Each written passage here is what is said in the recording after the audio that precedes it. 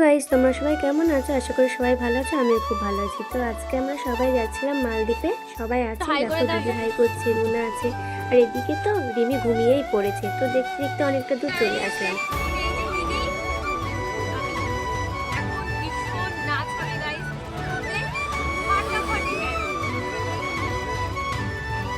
হালকা নাচানাচি করতে করতে আমরা মালদ্বীপে চলে আসলাম। টিকিট কেটে ভিতরে ঢুকলাম। দেখো এত সুন্দর ভিউ, তোমাদের কি বলবো, জাস্ট ওয়াও।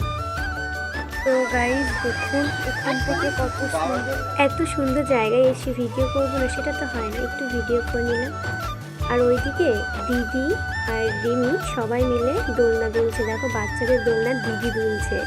তো তারপরে একটু খেয়ে নিলাম। তারপর আমরা সব কিছু ঘুরে মালদ্বীপকে টাটা করে বেরিয়ে পড়লাম। আর এখানে রিমি দেখো কত জেদ করছে। তো আমরা সবাই বেরিয়ে গেলাম, হাঁটতে হাঁটতে যাচ্ছি গাড়ির ওখানে। তো চলো টাটা।